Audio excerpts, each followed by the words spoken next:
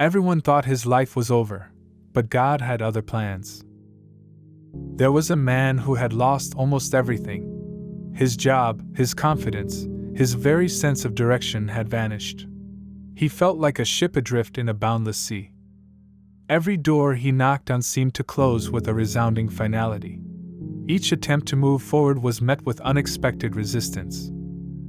His network of friends, once a vibrant tapestry, slowly unraveled and disappeared. The comforting presence of companionship faded into a quiet, echoing absence. His prayers, once fervent and hopeful, now felt distant and hollow. They ascended no further than the ceiling, leaving him with an overwhelming sense of isolation. From the outside, it looked like an undeniable, irreversible failure. His world seemed to crumble, leaving nothing but dust and despair in its wake. Yet, unseen by human eyes, God was orchestrating something profound. Behind the scenes of his apparent downfall, a greater purpose was steadily taking shape. The weight of it all grew unbearable, pressing down on his spirit. He carried the burden of his shattered dreams and his fading hope in silent agony. One desolate night, he found himself alone in his car, the darkness mirroring the emptiness within. He was at the absolute end of his own strength. With a voice barely above a whisper, he finally uttered, "God, I don't know what to do anymore." It was a raw, unvarnished plea from the depths of his soul. In that very moment of profound brokenness, something imperceptible yet powerful shifted within him. It was a turning point, a silent revolution of the heart. Instead of continuing to run from the very presence of God, he made a conscious, desperate choice to run directly toward him. There was nowhere else to go. He began the arduous journey of prayer once more, not with grand declarations, but with humble, honest conversations. Each word was an act of faith.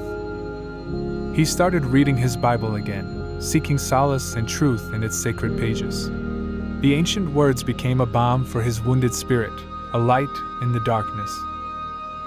Slowly, tenderly, he began believing again. The embers of his faith, once seemingly extinguished, began to glow with a gentle, persistent warmth.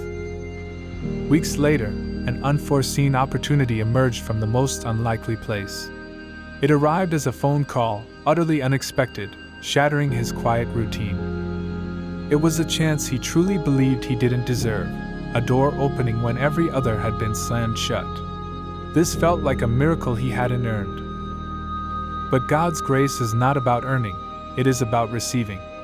And step by careful, deliberate step, the trajectory of his life began to miraculously change. What he had perceived as crushing rejection in those dark days was, in truth, divine redirection. God was guiding him to a path he could not have imagined.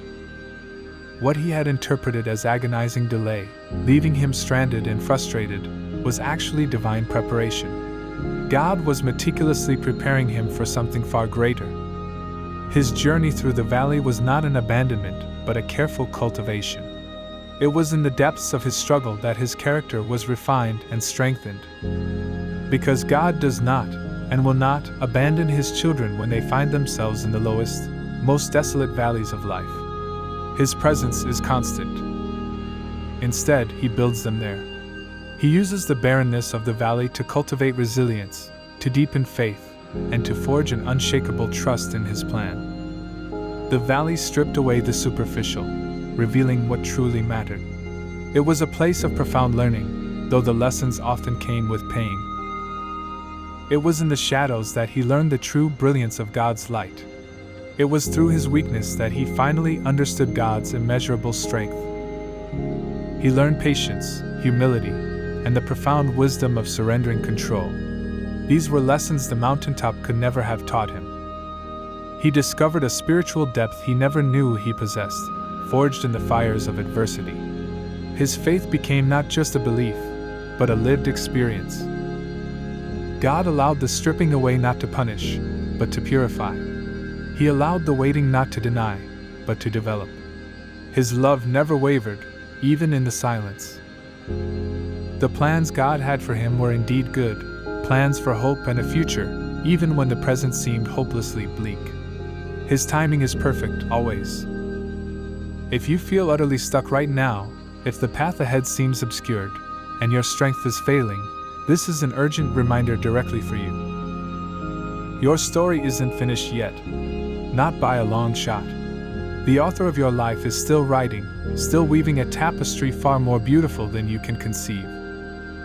He is working in the unseen, even when your circumstances scream otherwise.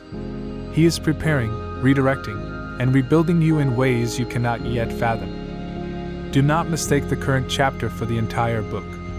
Do not confuse a moment of despair for the ultimate destination of your incredible journey. Hold on to that unwavering truth: your story is not finished yet. It is simply being transformed by the master storyteller. Follow for more faith stories that will strengthen your walk with God.